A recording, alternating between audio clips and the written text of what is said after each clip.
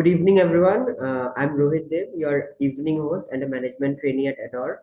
Before we dive in, let me give you a quick glimpse into Adore. So, Adore is a global network of students and young professionals like ourselves, all passionate about inspiring youth to make a positive impact.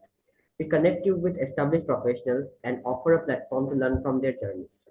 Now, on behalf of Team Maverick and Adore, we are thrilled to welcome you to the webinar on celebrating traditions with festivals from Zimbabwe.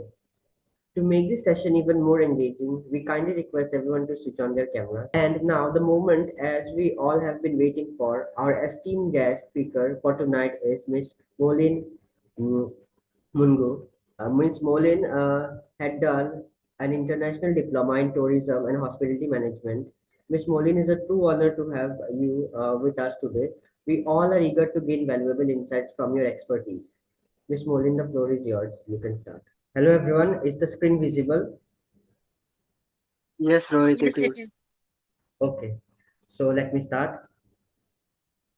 Good evening, everyone. I'm Rohit Dev, your evening host and a management trainee at Adore.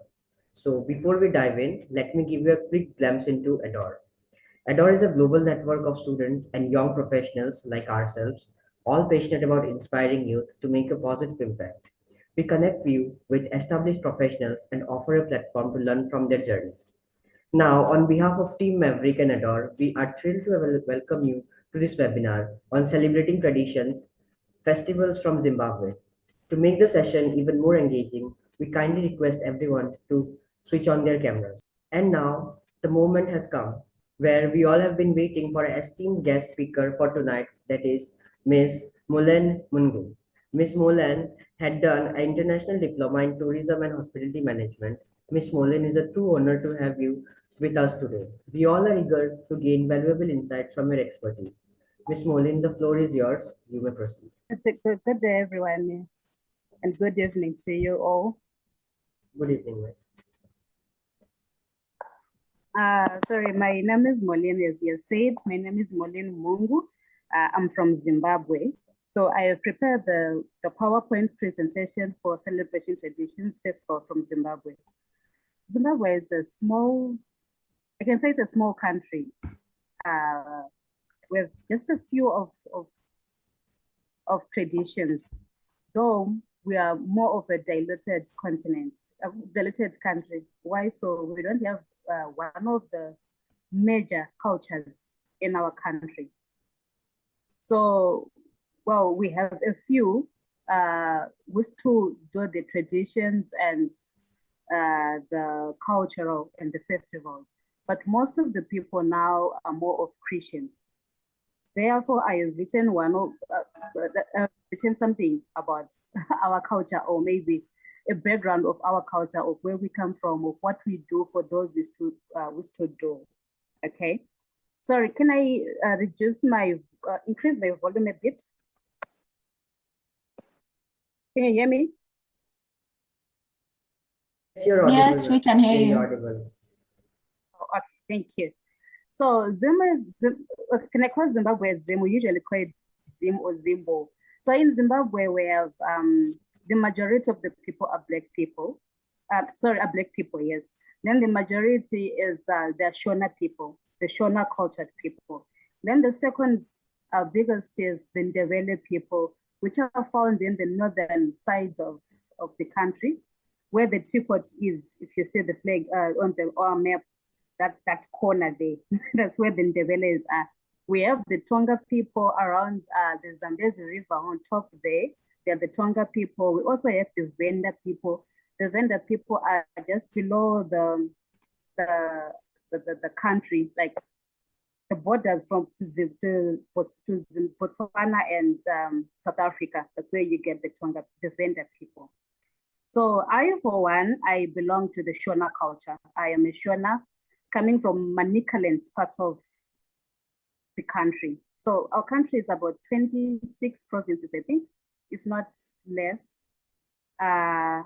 So the background of it, we don't have much festivals in Zimbabwe, but well, we have a few of the cultures that we are still doing. Zim is a very beautiful country, and people are so peaceful, welcoming. We are happy people, a happy culture, very much happy people, I can say. I would wish you all to one day visit.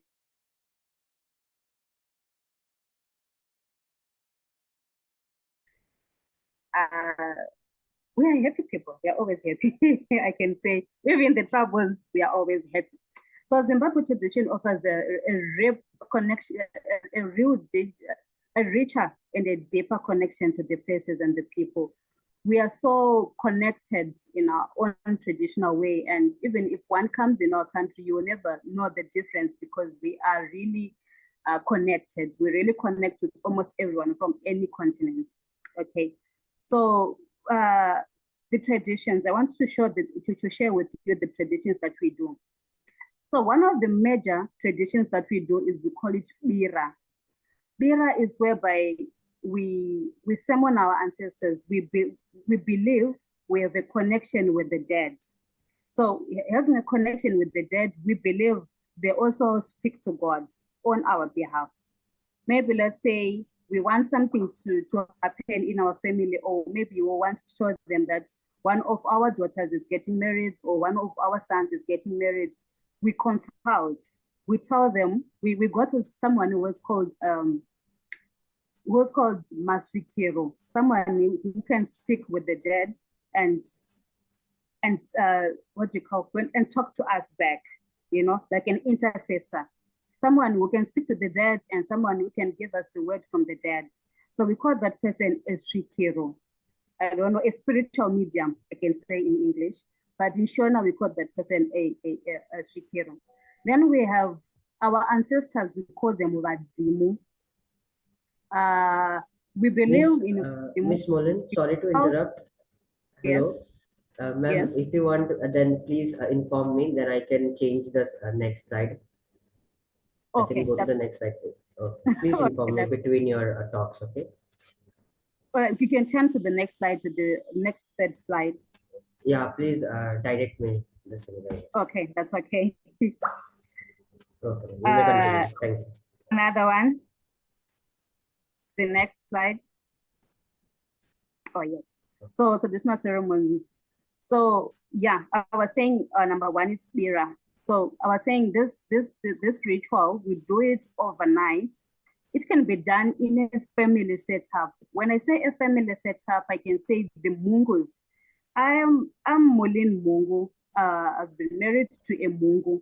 So when we want to do a Bira, all the Mhungus, they'll come close together for the whole night. They will sing and they'll be dancing. There'll be some beer, traditional beer, especially made of millet or the small grains. Okay, so we'll have those. And then we have someone from the spiritual side. We call them the spiritual mediums or Shikiro. So in each and every family in Zimbabwe, there is someone who has that spiritual gift where you can speak to the dead, then you can speak to the living. How do they pick that person? They're usually picked by the ancestors. So in such celebrations, the Bira celebrations, that's when one starts speaking to the dead. So there's a certain way that they do. So like at the beginning of it, we sing and we worship with the songs and the hymns that they usually like. We know this family, or maybe they belong with the Moyos or they belong with the Shokas. They have their own way of doing things with each and every different things in each family, right? So if you're saying it's the Mhungus now, we want to talk to our ancestors. We have someone in our family who has that gift, who has been chosen by the ancestors to be the intermediator between the living and the dead. Then if there's maybe a word like, there's gonna be a misfortune in the family, everyone that needs to travel, or we have to prepare a bear for this festival so that they rub the misfortune, then we do that. So it's more like we have a spiritual eye of what's gonna happen in the future through the spiritual medium. Okay. So we do those maybe once a year or twice a year, but usually Bira is done on a family level. Then when it goes to the national level now, the national level of the Bira is done in October. Why? Because November is known as the sacred month. Nothing will be done to do with ancestors. We believe the ancestors will be on holiday, I might say, but we believe the ancestors will be taking rest. So November is a sacred month in Zimbabwe. There is no weddings allowed. There is no lobola or maroro or bridal price being paid in November because of that Bira thing.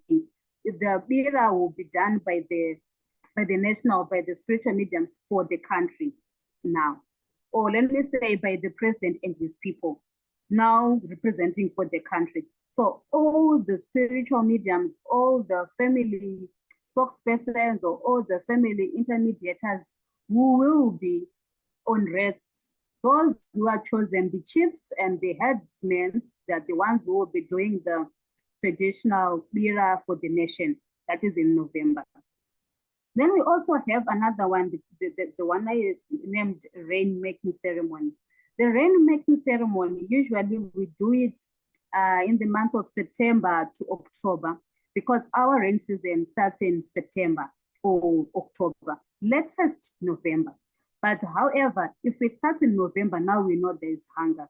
So now there is some, maybe we have made it done wrong in a way. So September and October, usually that's when we do the rain-making ceremony. Rain-making ceremony is done in let me say, in a region. If we're saying we are the Ndebelers, we are going to, from Bulawayo or from Rwanda, we are going to meet at a place. Now the leaders of that, traditional leaders of that area, they are the ones who call out people or who call out the meeting to say we are having a rain-making ceremony just to ask for more rain from our ancestors, to ask for more crops, to ask for more, so that our dams will be filled with water, that our animals will have something to eat. So can you go to the next slide?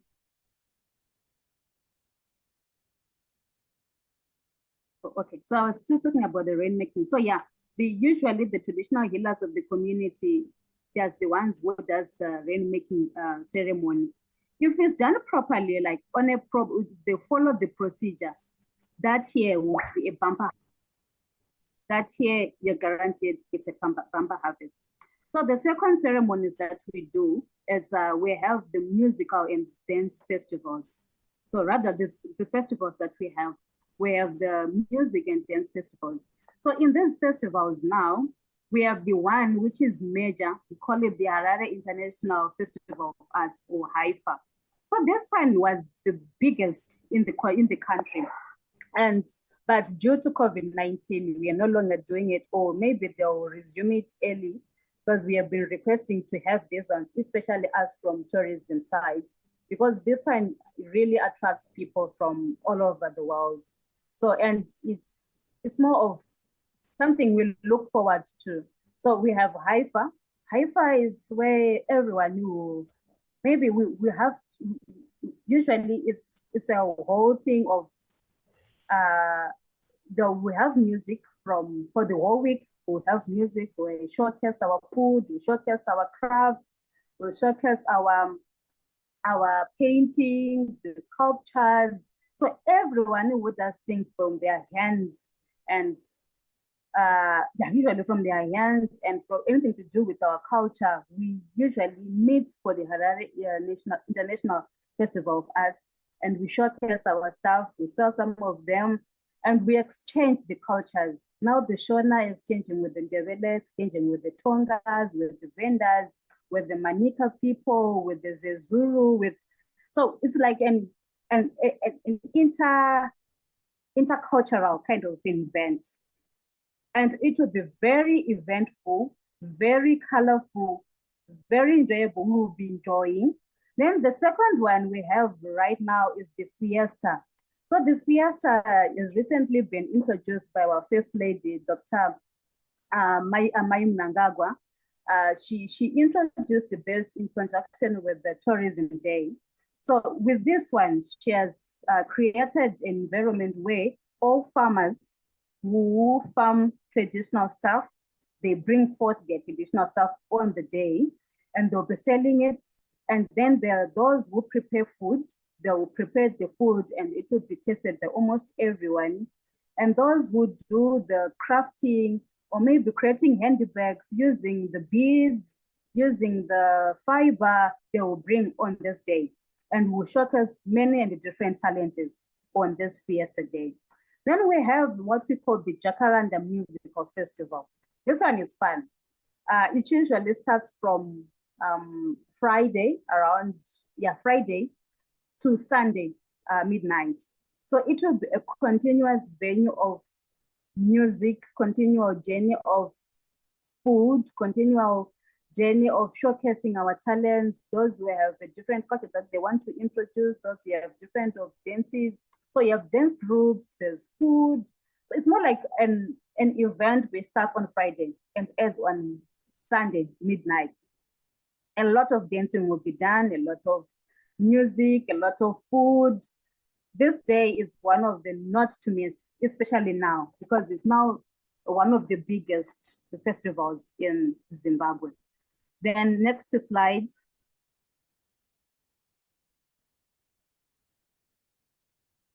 Yeah, I'm doing that.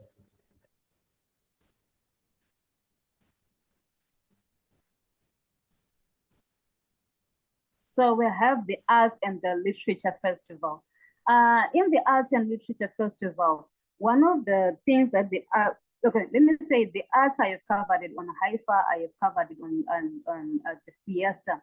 But the arts usually it's covered with the relas, that the one who really do the arts. They usually have their own arts day that they commemorate in Bulawayo. So with this art day, they'll be showing what they craft, what they do in the Ndebele culture. But nevertheless, we, the Shonas, we also have this arts day, but we have put it inside some of these Haifa, Jacarandas, Brightfest. We have the other ones, Duke and Slay. We have put these arts in these other categories, right? Then the Literature Festival, we have the Harare International Book Cafe.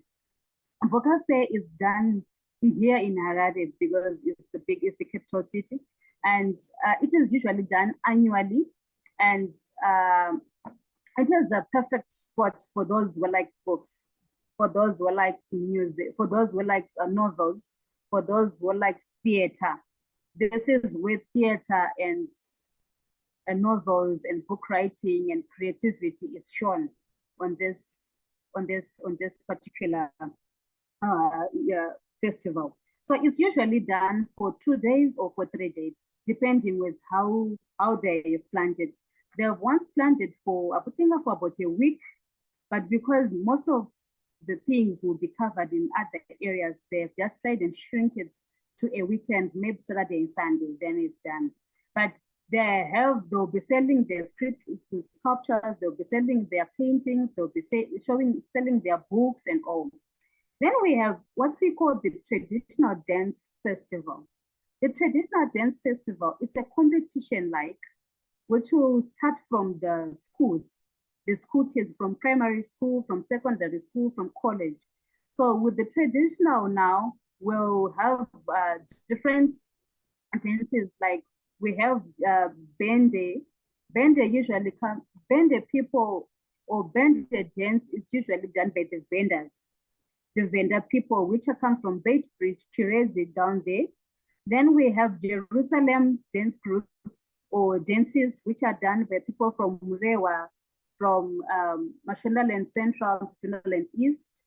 Then we have GT. GT is the more vibrant one, and it's nice. You should try it. Maybe I can give you one of the singers for the GT.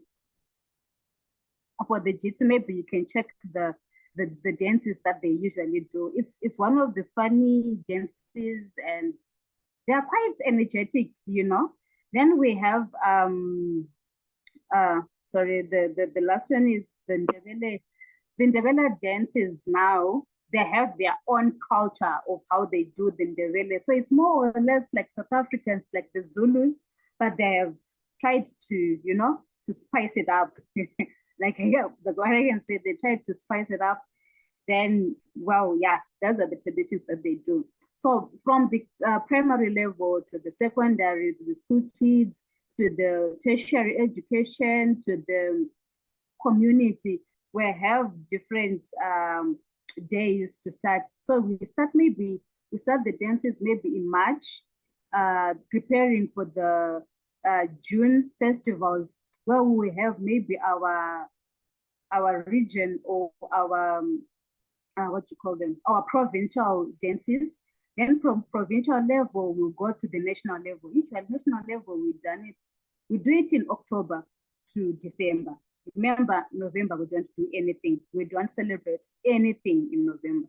So it's either we do the national competition in November, in October, or in December.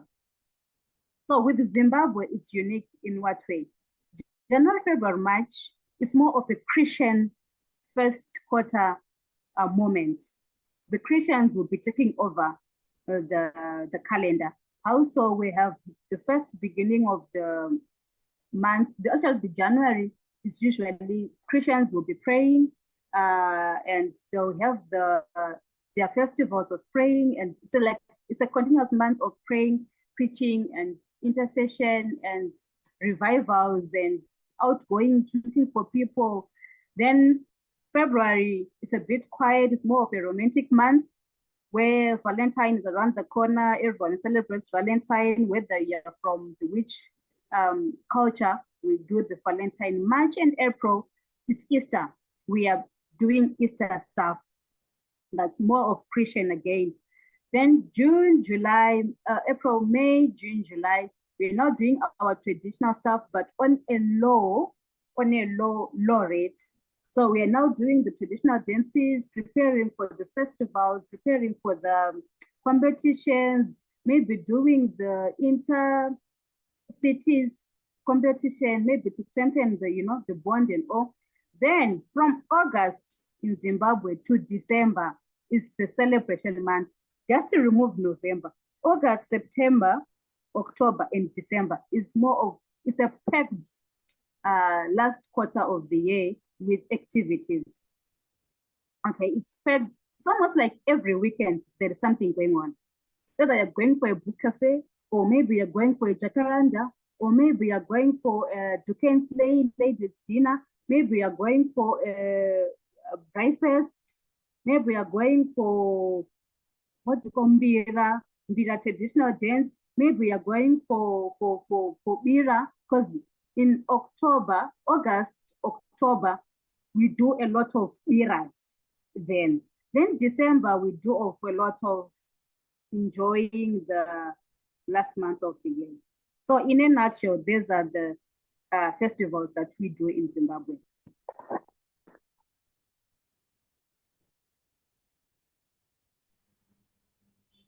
So yeah. So ma'am, have we done with this presentation, right? Are we done? Everyone kindly ask questions if you have any questions regarding this traditional festivals or traditions of Zimbabwe.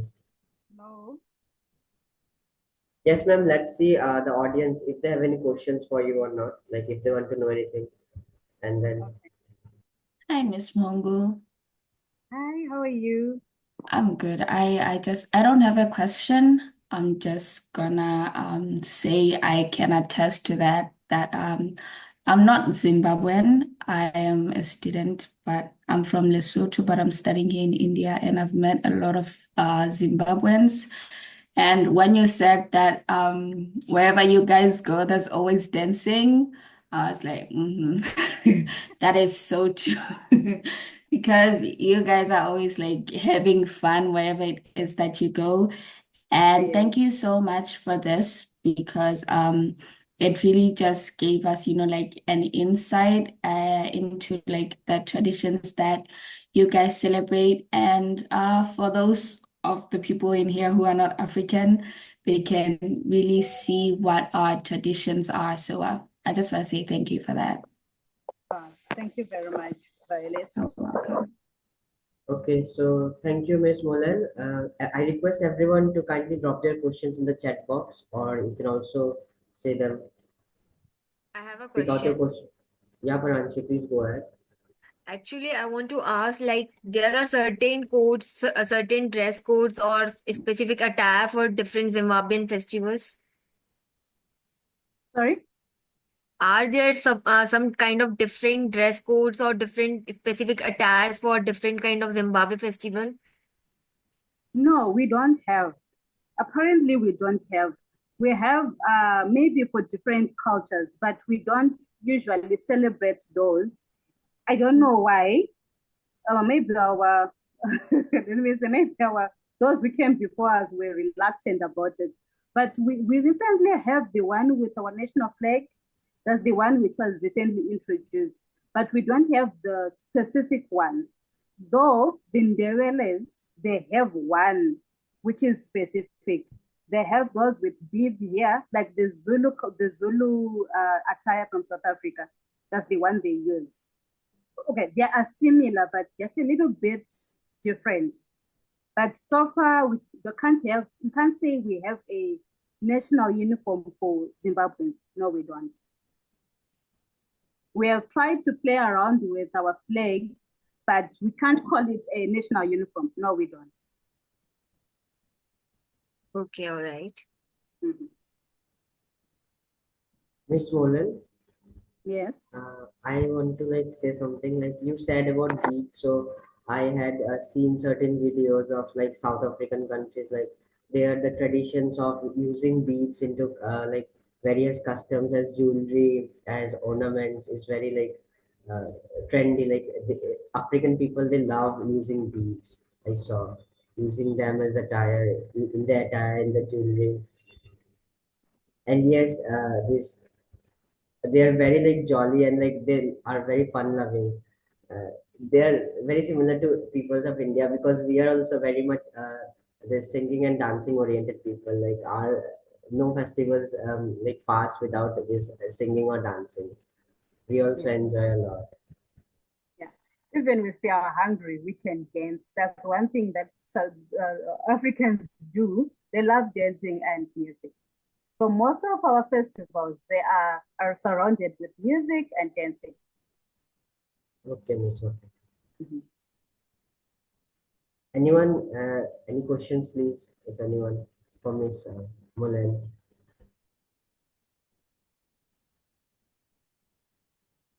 And let's wait for some moment. Like let's see if someone else has any question. Let's wait for some more time and see if anyone is having any more questions or not. Miss Molen, Yes. like I want to ask a question regarding these songs of that is usually been heard in Zimbabwe or African countries. Like, is there any craze of international music in Zimbabwe? Like, do people hear international music too? Like, do you guys International, vibe? sorry. Do you guys vibe on international music too, or just your like African music only? Sorry, I can't hear you clearly. Yeah, so Can like, I? do you people also vibe in international music or just the African music? No, even international music. Okay, okay. Yeah, even international music.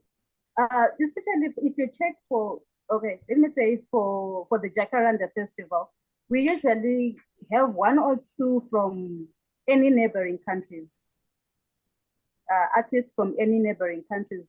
The last we had last month we had Mikasa from SA, and we have another lady from Zambia.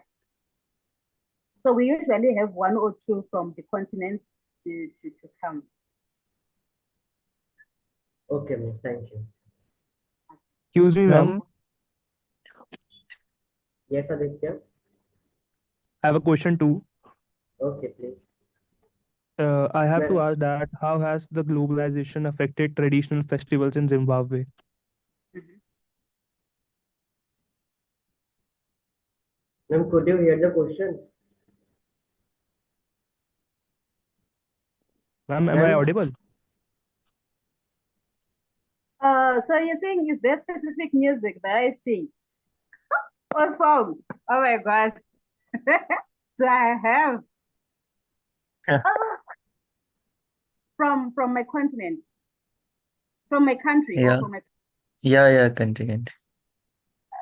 well, so there is this song by Mwenje Matola.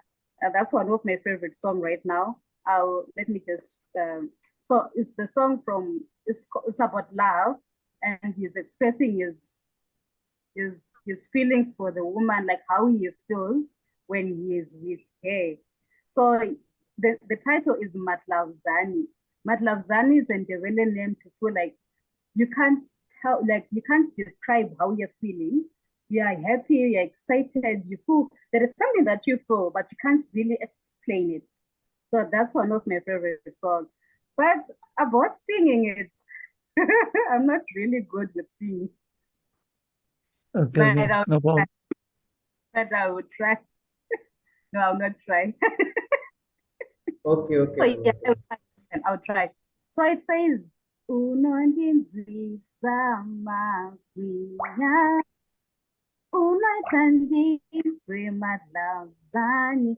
So it's like, you make me feel happy. You make me feel something inside that I cannot explain.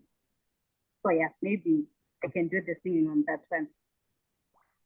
Ma'am, Okay. may I know ask something like, has there any changes been after COVID? Is there any Is changes there in occurrence of these festivals and all? sorry? Is there any changes after COVID, after the COVID era? Can't hear you, I'm sorry. Okay, so my question was, is there any changes after COVID era, like, or there is no changes? The people are having same kind of energy, enthusiasm, or is there any changes after the COVID? Do you get to see any changes?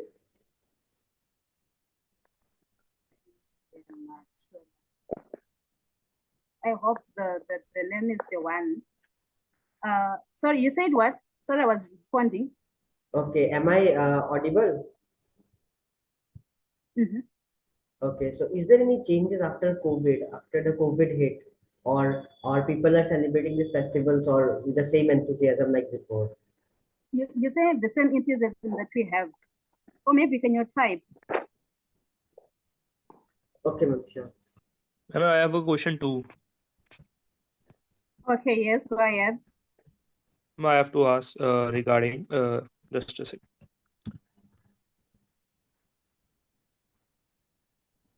Hello? Ma'am, am I audible? Hello. Yes, yes. Sorry, I've seen that other question. Ma'am, my question was how has the globalization affected traditional festivals in Zimbabwe? The global village. Ma'am, hello, ma'am. Yes. You said the global what? Ma'am, Globalization. globalization. Yes, ma'am. Oh, okay. Yeah, it has made changes, especially over this 20, let me say 20 years now, because now we have intercultures. We now have Nigerians in Zimbabwe. We now have South Africans in Zimbabwe. We now have Indians. We now have Chinese. So we are sort of now diverting some of our cultures. Being put in mind, we were once colonized by Britain. So most of our traditions were lost that way. We know, like I said before, we no longer celebrating most of our traditions or our cultures. We are now copying other people's, rather. We're now copying other people's. Then at the same time, with the rate now, people are leaving Zimbabwe. We are almost left with a few who can really follow through the cultures. So it's more like do what you do with your family, with your immediate family, and less of extended family. Because before, we were one big happy family where we don't have cousins, where we don't have uncles and aunties. It was either mom or dad or grandpa or grandmother. Then the rest was family. Either he's your brother or he's your sister. But now with globalization, we have drifted apart, and we are still drifting apart. At the same time, also, maybe, let me say, the weather, the global change, maybe we are also changing. Now you see the season starting in December, the rain season starting in December or in November, but before it would start in September. So either way, one way or the other, we are changing.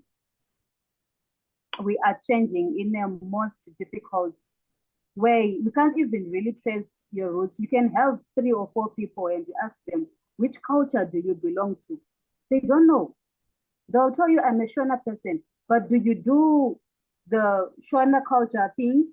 Do you bit like we do the one say Kurama Kura, where it's like more of Bira? Do you do Kurama Kura? What Kurama Kura is sort of when someone dies, after a year, we go to the ceremony, to the grave, and have the ceremony to bring that person into the family. So most of the people now, we don't do that. We say, okay, fine, the dead belong to the dead. What do we do next? We do the memorial service. We call the pastor, preaches. We pray for the deceased. We pray from the family who lost the loved ones, and then we go. So you see, we are losing our culture bit by bit. Maybe, are you answered? Thank you, ma'am. Yes, ma'am. Thank you so much. Okay. Okay. So, as we are near the closing ceremony, before we depart, we would like to thank you, Miss Moleen, Dinesh sir, Simran ma'am, Pradipta Mukherjee sir, and all responsible members for making this webinar a success. ADOR, our organization, is a global network of students and young professionals like ourselves, all passionate about inspiring youth to make a positive impact. We connect you with established professionals and offer a platform to earn from their journeys. So if anyone is interested, they can visit the website and gain more insights. We have shared a link in the chat box. We request everyone to give their valuable feedback. Once again, thank you everyone for joining this webinar. The webinar is now complete. You may leave the meeting. You may leave the room and move to your respective rooms. Thank you, Miss Moleen. It was really nice interacting with you. And it was really very we got lots of new things to learn from your culture, your tradition, the festivals that you enjoy, how dance freak you people are. We got to know. Thank you so much.